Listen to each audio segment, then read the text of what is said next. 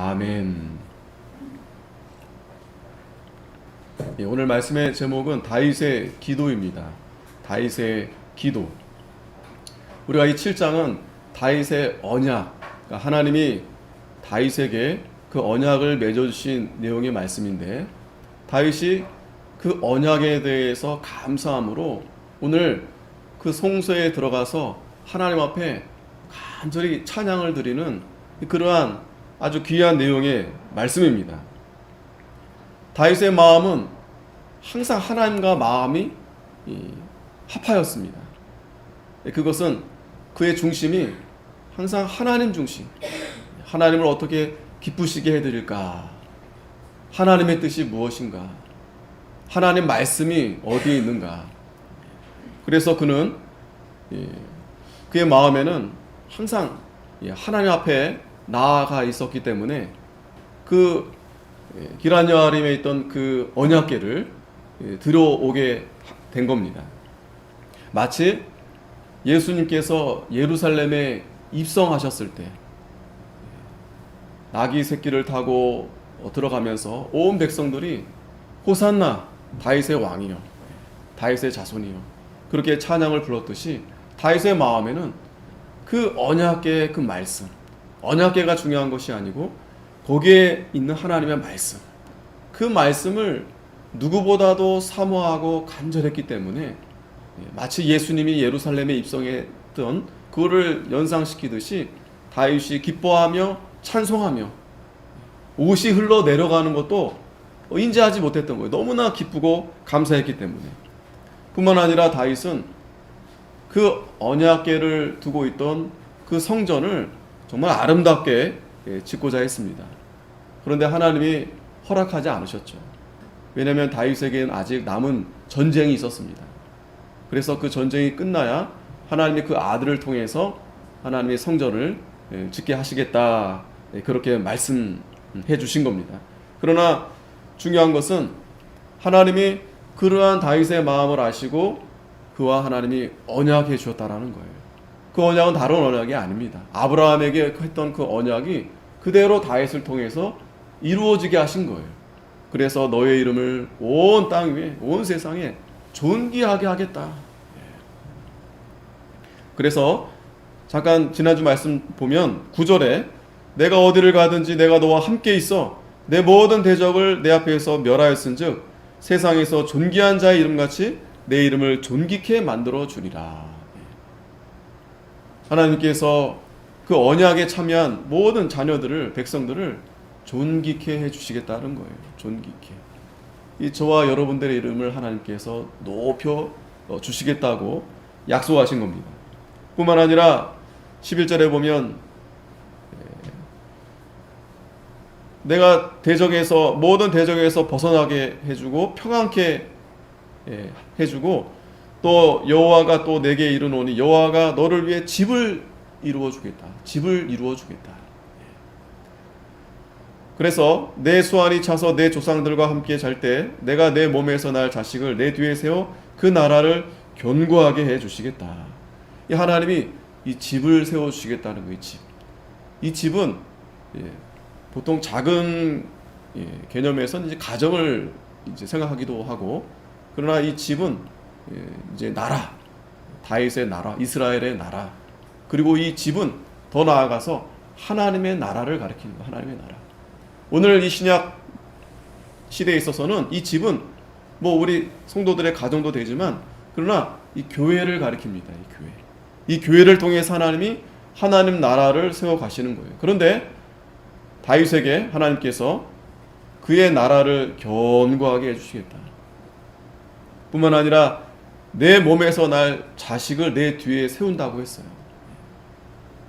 그 후손을 통해서 바로 예수 그리스도가 나시는 겁니다. 그래서 저는 내 이름을 위하여 집을 건축할 것이요 나는 그 나라 위를 영원히 견고하게 하리라. 하나님의 나라를 하나님께서 다윗의 후손을 통해서 견고하게, 영원히 견고하게 하나님이 세워주시겠다. 하나님께서 이렇게 약속하신 겁니다.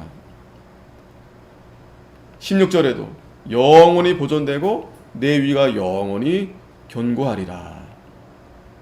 이것은 하나님께서 그렇게 하시겠다는 거예요. 하나님께서.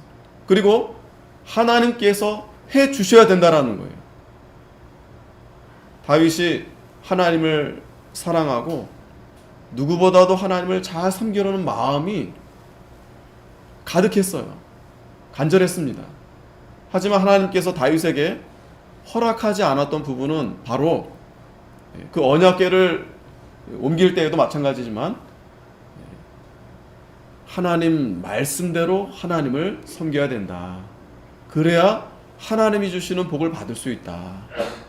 그 언약궤를, 그 말씀을 둔 그 언약궤가 중요한 것이 아니라 그 안에 있는 그 말씀을 순종하는 것이 중요하다. 그래서 하나님은 다윗에게 보이는 성전보다 보이지 않는 그러한 성전을 건축하기를 그렇게 바라셨던 겁니다. 보이지 않는 성전 건축.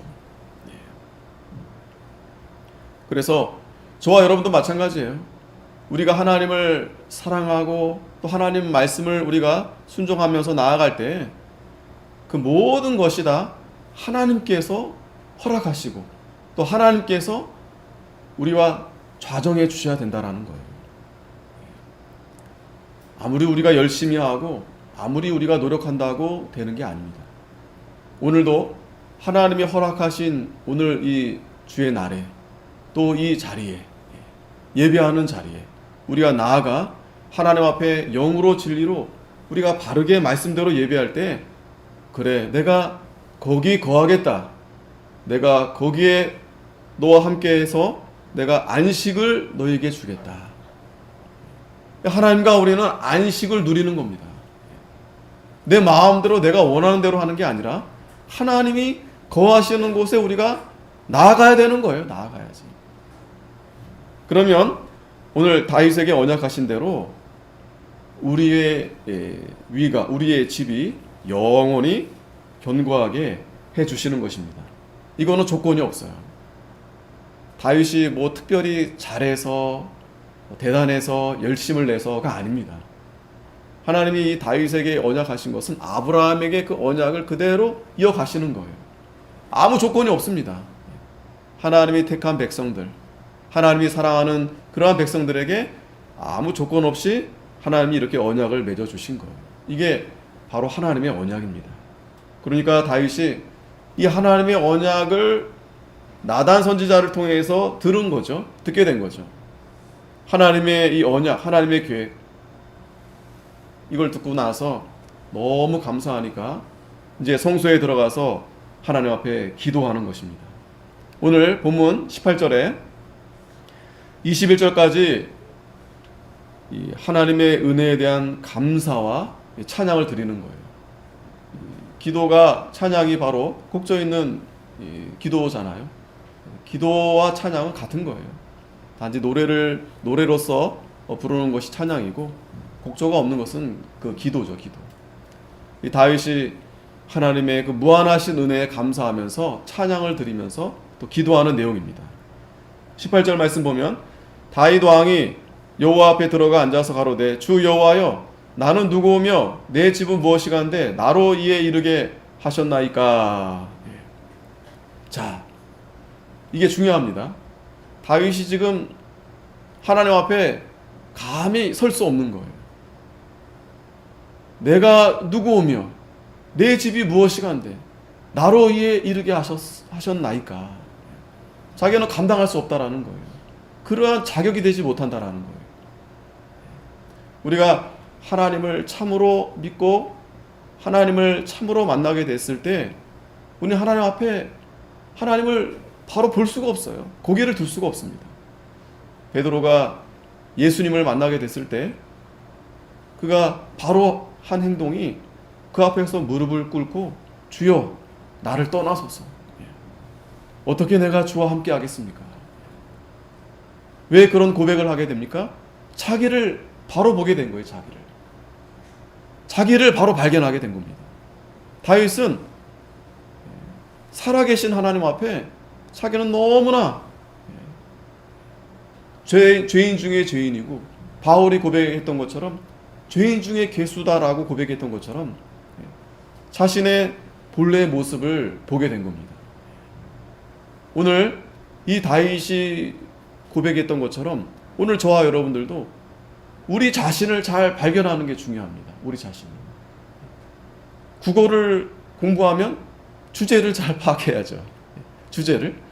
저도 그렇고 여러분도 그렇고 이 주제의 파악이 잘 안 됩니다. 주제 파악이. 그러면 우리가 교만해집니다. 이 세상 사람들은 얼마나 교만한지 모릅니다. 그래서 그 철학자, 유명한 철학자 소크라테스가 네 자신을 알라. 네 자신을 알라. 네가 아무리 돈이 많고 대단하고 권력이 있고 네가 아무리 그런다 할지라도 너는 우주에서 이렇게 바라보면 너는 진짜 성경에서 말한 대로 먼지 아무것도 아닌 존재다라는 거예요. 결국에는 흙으로 돌아가고 아무것도 남기지 못하는 그러한 존재다라는 거예요. 근데 사람들이 그걸 보지 못해요.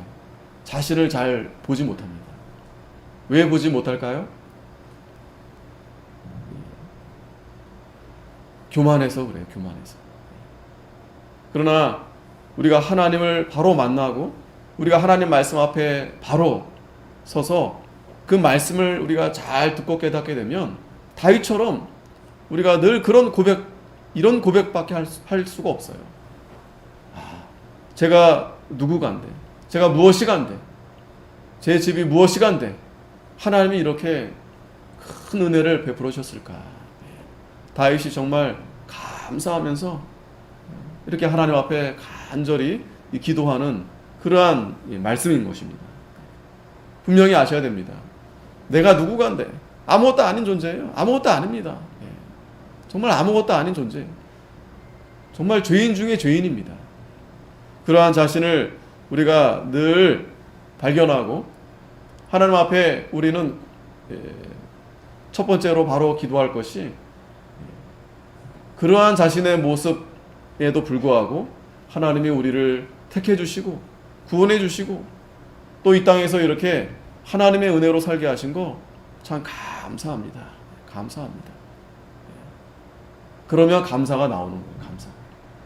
자기 자신을 바로 보면 감사가 나오는 거예요. 그런데 자기 자신을 바로 보지 않으면 감사가 아니라 불평과 불만만 나오는 거예요. 원만만 나오는 거예요. 하나님 왜 저만 왜 이 모양입니까? 왜 저만 왜 이렇습니까? 자녀들도 그러죠? 자녀들도? 정말 부모에 대한 감사하는 마음이 있는 자녀들은 자기 생일인데도 부모님께 감사하는 거예요.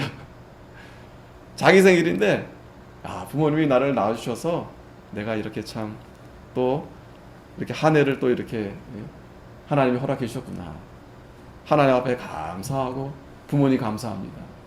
근데 자기밖에 모르는 자식들은 자기 생일도 안 챙겨준다고. 이거 선물이 이게 뭐냐고. 그리고 왜 우리는 이거밖에 안 되냐고. 도대체 부모님이 나한테 해준 게 뭐냐고.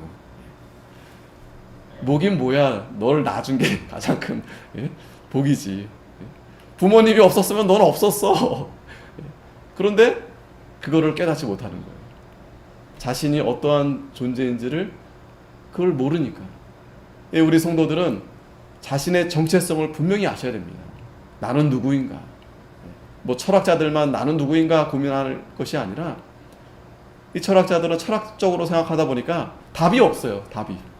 답을 찾을 수 없어요. 그러니까 많은 사람들이 방황도 하고 결국에는 모르겠다. 알 수 없어요. 그러나 우리는 하나님 말씀을 통해서 분명하게 우리 자신을 분명하게 알려주시는 거예요. 넌 어떤 존재인지.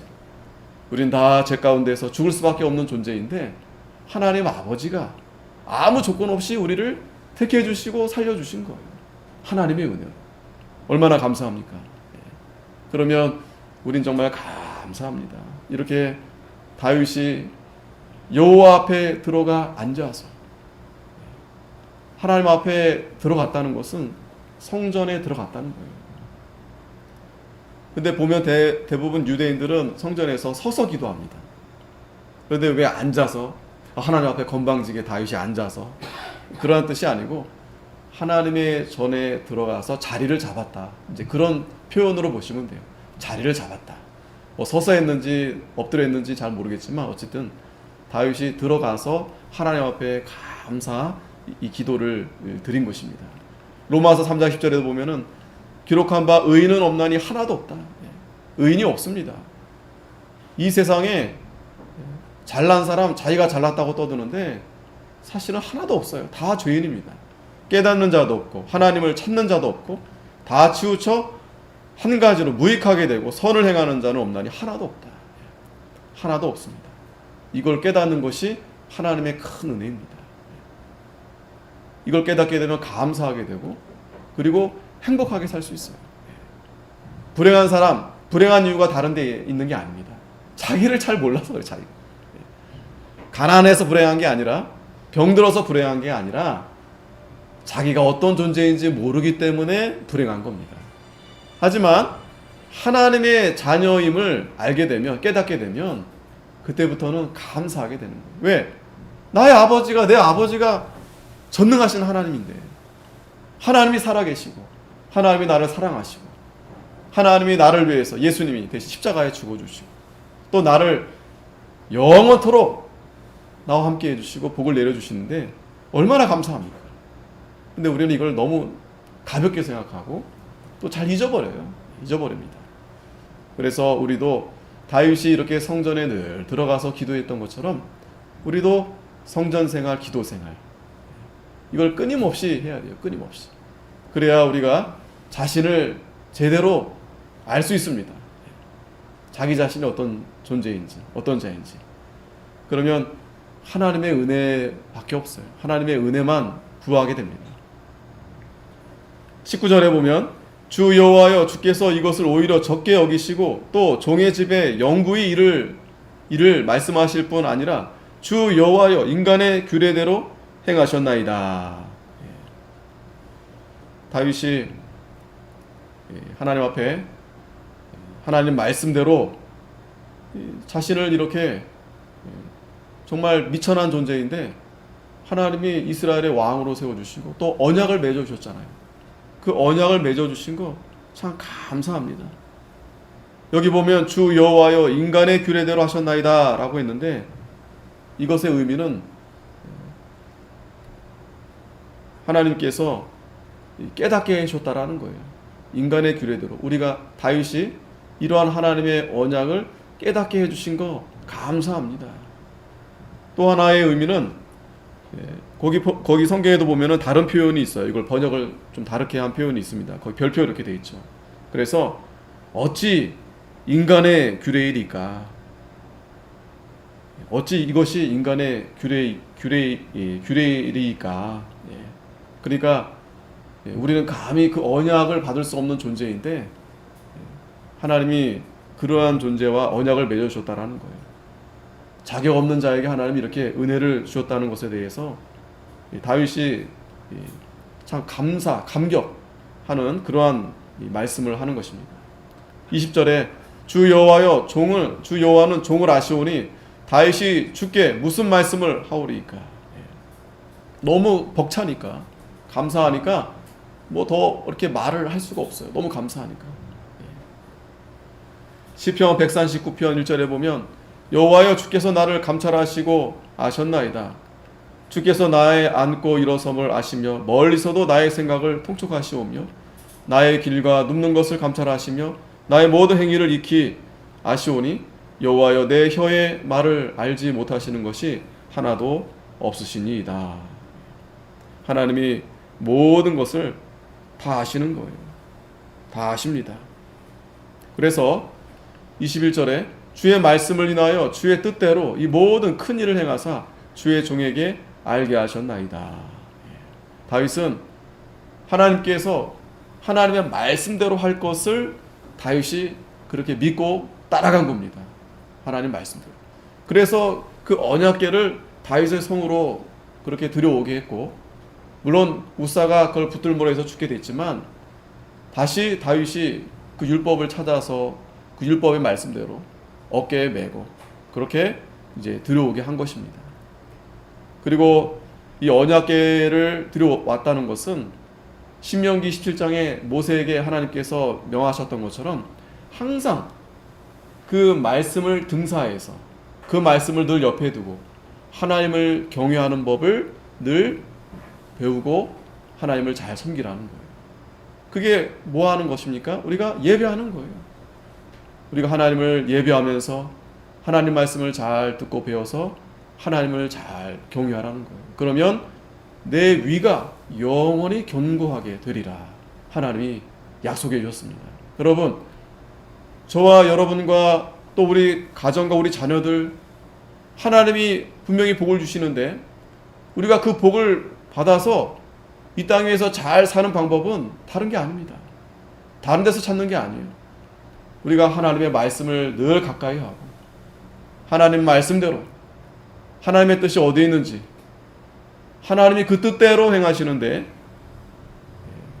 그 가운데 우리가 거하면 우리가 다 복을 받게 되는 겁니다. 22절에 여호와 하나님이여 이름으로 주는 광대하시니 이는 우리 귀로 들은 대로는 주와 같은 이가 없고 주 외에는 찬신이 없음이니이다. 두 번째로 22절에서 24절까지 위대하신 하나님을 찬양하는 거예요. 하나님은 광대하시다. 하나님 같으신 분이 없으시다. 그래서 23절에 땅에 어느 한 나라가 주의 백성 이스라엘과 같으리이까 하나님이 가서 구속하사 자기 백성을 삼아 주의 명성을 내시며 저희를 위하여 큰 일을 주의 땅을 위하여 두려운 일을 애굽과 열국과 그 신들에게서 구속하신 백성 앞에서 행하셨사오며 주께서 주의 백성 이스라엘을 세우사 영원히 주의 백성을 삼으셨사오니 여호와여 주께서 저희 하나님이 되셨나이다. 그 광대 하나님께서 죄인들을 구속해 주시고 또 주의 백성으로 삼아 주셔서 저희 하나님이 되어오셨다. 저희 하나님이 되어오셨다. 나의 하나님, 우리의 하나님이 되어오셨다라는 거예요. 분명한 것은 우리가 뭐 특별해서가 아닙니다. 하나님이 이스라엘 백성들에게 분명히 말씀했듯이 너희들이 숫자가 많아서가 아니라는 거예요. 너희들이 오히려 적은 무리지만 내가 너희를 사랑하기 때문에 너희를 나의 백성으로 삼았다는 거예요. 우리를 종으로 그냥 삼으신 게 아닙니다. 사랑으로 우리를 하나님의 자녀로 삼아주신 거예요. 하나님의 사랑. 그러한 위대하신 하나님을 다윗이 찬양한 겁니다. 마지막으로 세 번째 25절에서 29절까지는 이제 다윗이 이제 간구하는 내용이에요. 무엇을 간구했는가? 25절에 여호와 하나님이여 이제 주의 종과 종의 집에 대하여 말씀하신 것을 영원히 확실케 하옵시며 말씀하신 대로 행하사. 다윗의 첫 번째 간구는 말씀대로 행하시옵소서 기도하시는 거예요. 말씀대로 이루어달라고 기도하는 겁니다. 말씀대로. 내 뜻대로가 아니라. 우리가 여러분 우리의 기도는 항상 우리의 뜻대로 이루어달라고 기도하죠. 우리의 뜻대로. 우리의 자녀들 또 우리가 일하는 곳에 항상 중심이 우리의 나. 내가 중심이에요. 내가 중심.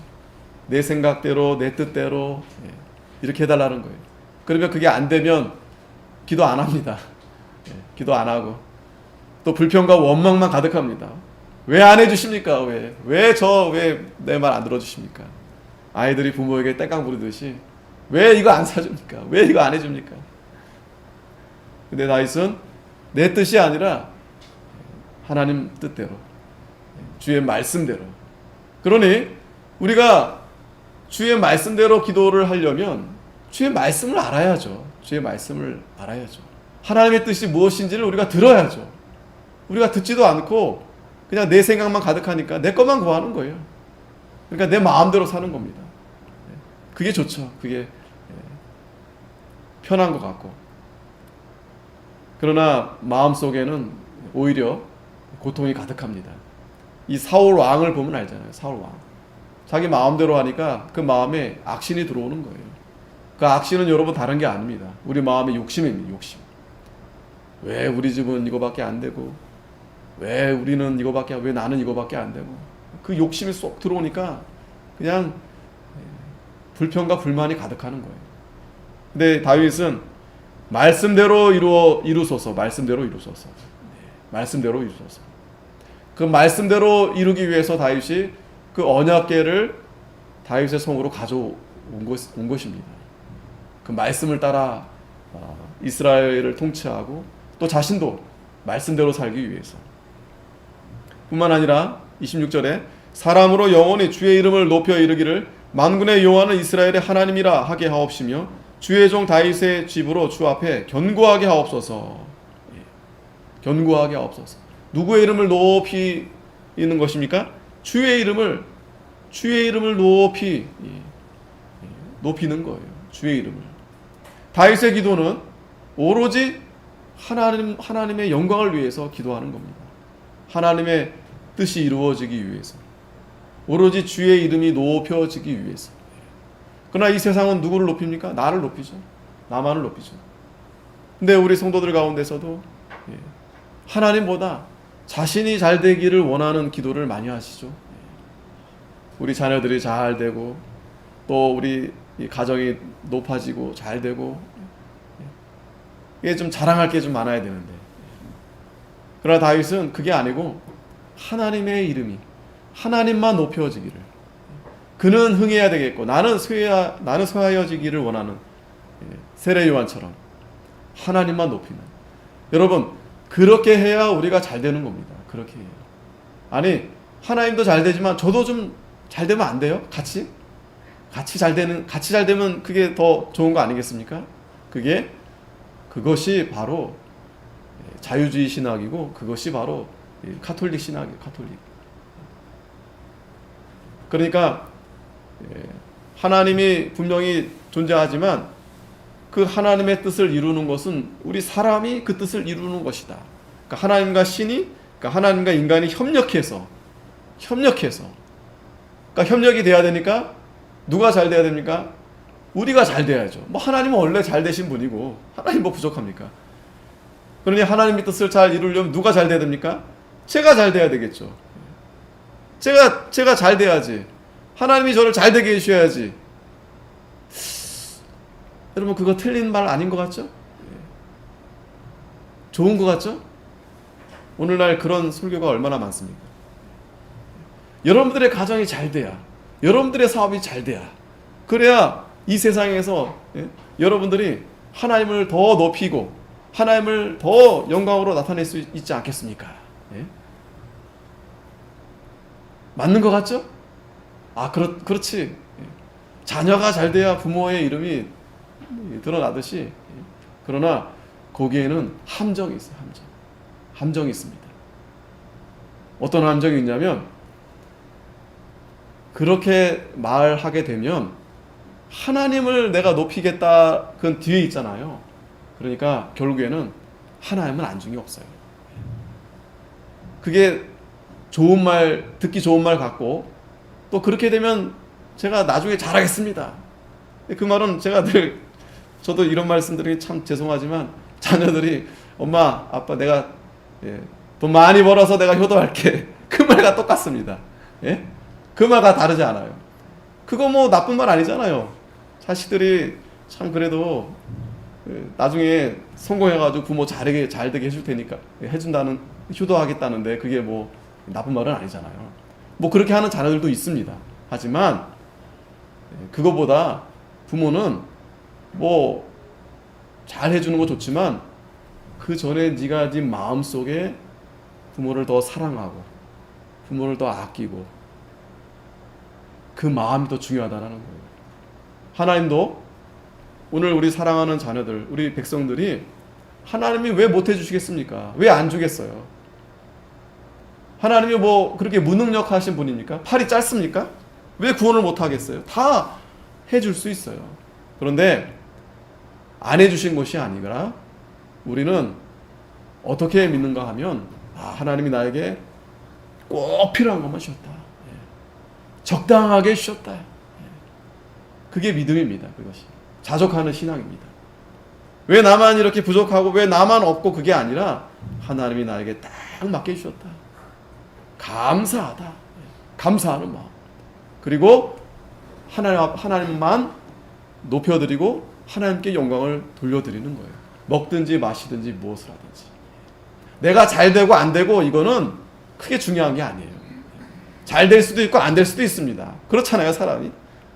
그러나 이 게으르는 것은 그거는 잘못된 거죠. 열심히 하지도 않으면서 그 한 달란트 받은 사람, 한 문화 받은 사람처럼 그거는 책망을 받습니다.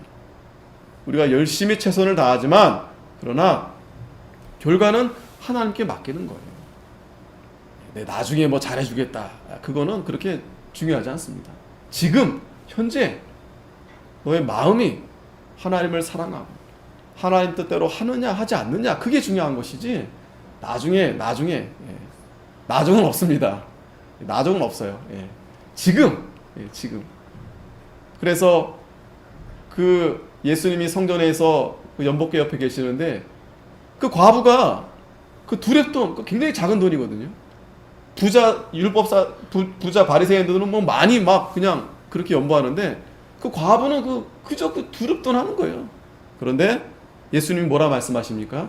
저 과부는 자기 전부를 바쳤다.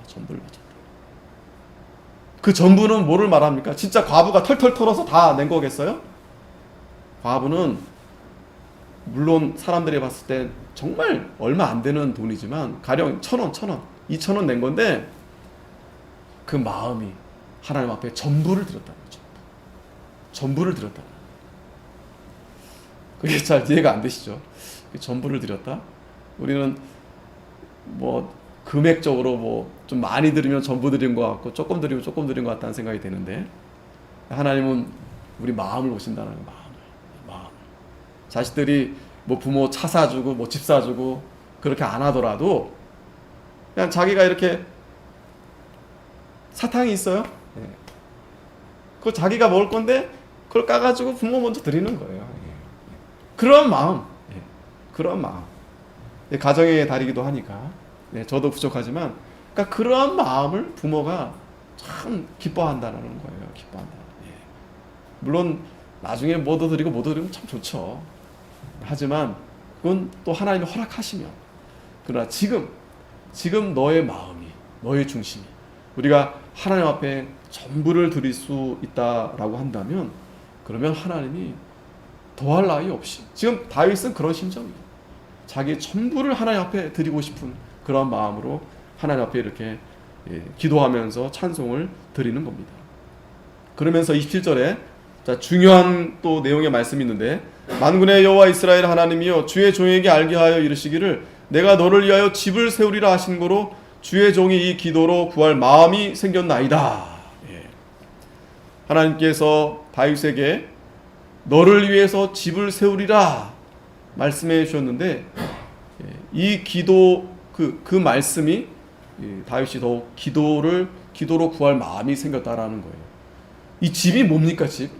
아까도 말씀드렸지만 이 집은 하나님의 나라를 말씀하시는 거예요. 하나님의 나라. 오늘 신약 시대에는 교회를 가리킵니다. 이 교회. 그래서 하나님이 거할 집. 그러니까 하나님이 거한다는 그 집이 바로 성전인데 그 집에 하나님이 우리를 불러서 하나님이 우리와 만나 주시겠다라는 거예요. 그게 안식처입니다. 안식처. 다른 것이 아니에요. 그래서 하나님은 오늘 이 신약 시대에도 그 교회를 세우셔서 그 교회를 통해서 하나님 나라를 하나님이 세우시겠다라는 거예요.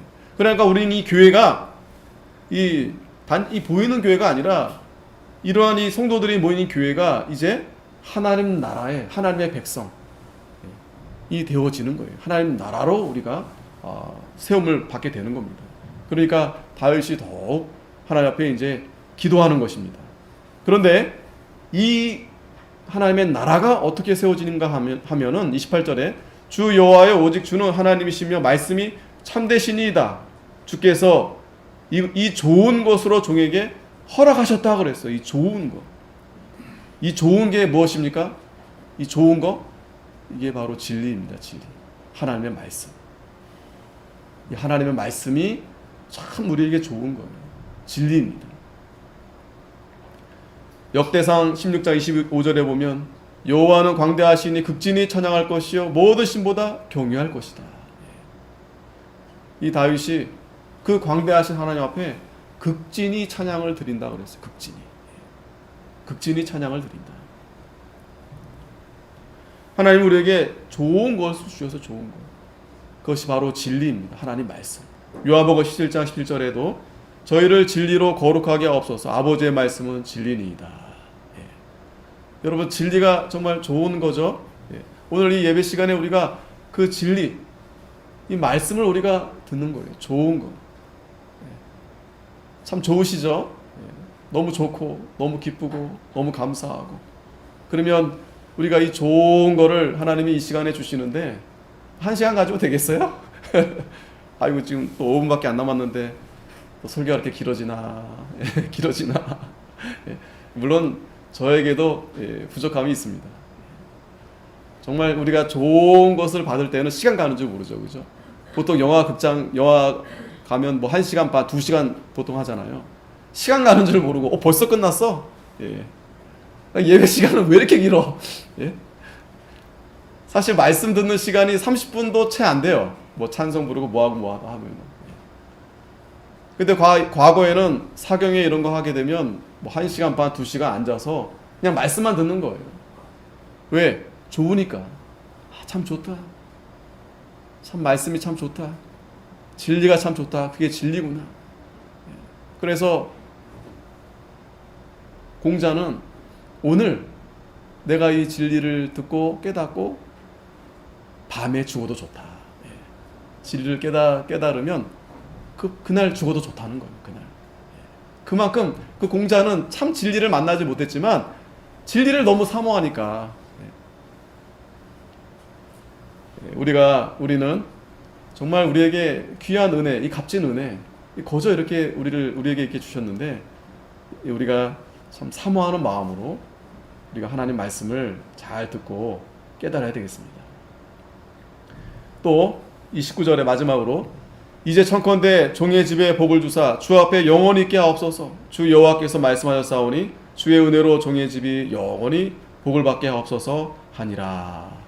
다윗은 주 앞에 영원히 있게 해달라고 기도하는 거예요. 주님 앞에.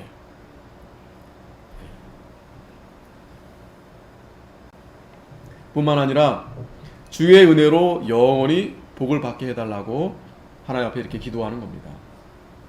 그러니까 다윗은 항상 그 중심이 하나님 앞에서요. 하나님 앞에서. 우리도 우리의 삶이, 우리의 신앙이 항상 하나님 앞에서 우리가 나아가야 됩니다. 하나님 앞에서. 왜? 그분이 우리에게 복을 주시니까요. 그 하나님의 은혜를 사모하면서 오늘 이 다윗이 하나님이 주신 그 언약의 말씀을 듣게 됨으로 인해서 더욱더 감사하는 마음으로 이 다윗이 하나님의 전에 들어가서 이렇게 감사하는 마음으로 간절히 하나님 앞에 이렇게 기도하는 내용의 말씀을 우리가 오늘 듣게 되었습니다. 그리고 우리도 오늘 이 다윗처럼 하나님만을 높이는 하나님 말씀을 우리가 더 앞에 놓고 그 말씀대로 따르고 기도함으로 인해서 다윗에게만 복을 받는 게 아니라 우리도 다 영적으로 다윗의 후손들인데 우리도 다 그러한 복을 받는 저와 여러분들이 다 되어야 되겠습니다. 기도하겠습니다. 거룩하신 하나님 아버지 은혜를 감사합니다. 오늘 이 다윗이 성전에 들어가서 정말 하나님 앞에 감사함으로 기도했는데 정말 자신이 무엇이간데 자기의 집이 무엇이